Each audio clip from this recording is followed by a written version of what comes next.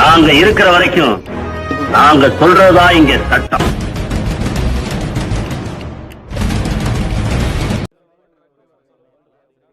சட்டமைய உறவுகளுக்கு எனது அன்பார்ந்த வணக்கங்கள். இன்னைக்கு நம்ம பார்க்கக்கூடிய விஷயம், சென்னை அரசு மருத்துவமனையில பாத்தீங்கன்னா ஒரு ஹெட் கான்ஸ்டபிளோட பொண்ணுக்கு கொடுத்த ஒரு தவறான சிகிச்சையினால அந்த ஒரு ஹெட் கான்ஸ்டபிள் அந்த போலீஸ் பாத்தீங்கன்னா ஒரு தர்ணா போராட்டத்தில் ஈடுபட்டிருந்தாங்க. இதுல என்ன அப்டேட், அது மட்டும் இல்லாம ஒரு மெடிக்கல் நெக்லிஜென்ஸ் கேஸுக்கு எப்படிலாம் நம்ம புகார் தரோம் அப்படின்ற ஒரு விஷயத்தை நீங்க இந்த வீடியோல பார்க்க போறோம். தொடர்ந்து உங்க ஆதரவு கொடுங்க, சப்போர்ட் பண்ணுங்க. இந்த வீடியோ பிடிச்சிருந்தா 4 பேருக்கு ஷேர் பண்ணுங்க, சேனலை சப்ஸ்கிரைப் பண்ணிடுங்க. வாங்க வீடியோக்குள்ள போவோம்.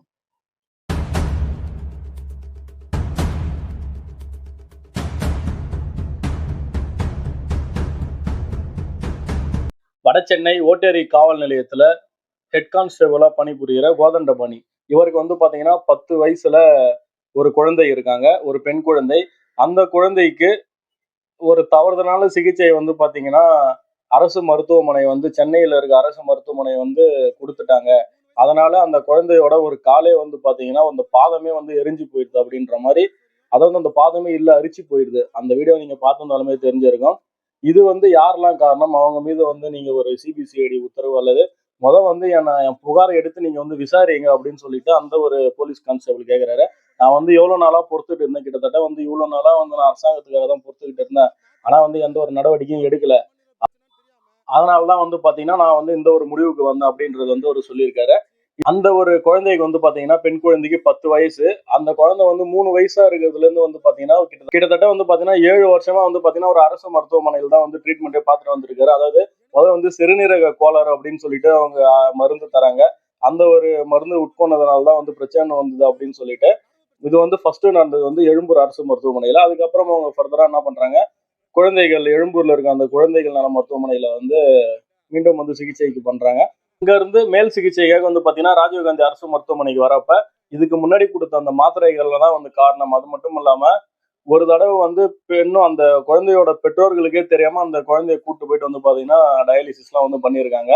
இதுல முக்கியமா நீங்க தெரிஞ்சுக்க வேண்டியது, இந்த ராஜீவ்காந்தி மருத்துவமனையில போனதுக்கு அப்புறம் தான், அரசு மருத்துவமனைக்கு போனதுக்கு அப்புறம் தான் தெரிய வருது, இது ஒரு ராங் ட்ரீட்மெண்ட் தான். அவங்க கொடுத்த அந்த ஒரு மருந்துகளால் தான் பாத்தீங்கன்னா அந்த குழந்தைக்கு ஒரு பாதிப்பு ஏற்பட்டுக்குதுன்ற ஒரு விஷயம் தெரிய வருது. இதை தெரிஞ்சுக்கிட்டு அவர் பாத்தீங்கன்னா இந்த மாதிரி ஒரு போராட்டத்துக்காக அவர் இறங்கிட்டாரு அப்படின்ற ஒரு விஷயத்தை நீங்க தெரிஞ்சுக்கணும். சரிங்க, அப்போ ஒரு மெடிக்கல் நெக்லிஜென்ஸ் கேஸ் எப்படி நம்ம ஸ்டார்ட் பண்ணணும் அப்படின்னு சொல்லி பாத்தீங்கன்னா, பண்ண வேண்டிய விஷயம், ஒரு மெடிக்கல் நெக்லிஜென்ஸ் இது மாதிரி ஆயிடுச்சு, உங்களுக்கு ஒரு மருத்துவர் தப்பு பண்ணியிருக்காரு அப்படின்ற ஒரு விஷயம் தெரிய வருதுன்னா, நீங்க ஃபர்ஸ்ட் பண்ண வேண்டியது MCI அப்படின்னு சொல்லுவாங்க, மெடிக்கல் கவுன்சில் ஆஃப் இந்தியா. அவங்களுக்கு ஃபர்ஸ்ட் நீங்க ஒரு புகாரை கொடுத்தணும். இந்த மாதிரி நான் இந்த ஹாஸ்பிட்டல் இந்த ட்ரீட்மெண்ட்டுக்காக போனேன், எனக்கு இந்த ஒரு ட்ரீட்மெண்டால எனக்கோ இல்லை என்னை சார்ந்தவர்களுக்கு இது மாதிரி ஒரு பிரச்சனை ஏற்பட்டு, அதனால நான் இந்த டாக்டர் மீது ஒரு புகாரை நீங்க ரைஸ் பண்ணி அதுக்கப்புறம் பாத்தீங்கன்னா அவங்க ஒரு என்கொயரி கண்டக்ட் பண்ணுவாங்க. அது இல்லாம நீங்க ஃபர்தரா என்ன பண்ணலாம்னு பாத்தீங்கன்னா, அட்வொகேட் மூலமா லீகல் நோட்டீஸ் அனுப்பிச்சிட்டு நீங்க நேரடியாவே கன்சியூமர் கோர்ட்ல உங்களுக்கான ஒரு காம்பன்சேஷனை நீங்க கேட்டு வாங்கலாம் அப்படின்றத நீங்க எல்லாரும் தெரிஞ்சுக்கணும். இதுதான் பாத்தீங்கன்னா நடைமுறையில இருக்கு. இப்போ இந்த ஒரு அந்த கான்ஸ்டபிள் ஹெட் கான்ஸ்டபிள் கேஸ்ல கூட பாத்தீங்கன்னா மெடிக்கல் போர்ட்ல இதுக்கான ஒரு புகார், இப்ப காவல் நிலையத்துல போயிட்டு ஒரு புகார் கொடுத்தாரு. அந்த புகார் உடனடியே இப்போதான் அந்த புகார் வாங்குறாங்க. வாங்கிட்டு அதை பாத்தீங்கன்னா மெடிக்கல் கவுன்சிலுக்கு ரெஃபர் பண்ணிருக்காங்க ஒரு விஷயத்தை நீங்க எல்லாரும் தெரிஞ்சுக்கணும். இப்படிதான் ஒரு மெடிக்கல் நெக்லிஜென்ஸ் கேஸ்லாம் நம்ம கொண்டு போனோம் அப்படின்ற ஒரு விஷயத்தை நீங்க எல்லாரும் தெரிஞ்சுக்கணும். இந்த வீடியோ பயனுள்ளதா இருக்குன்றத நம்புறோம். தொடர்ந்து உங்க ஆதரவு கொடுங்க, சப்போர்ட் பண்ணுங்க.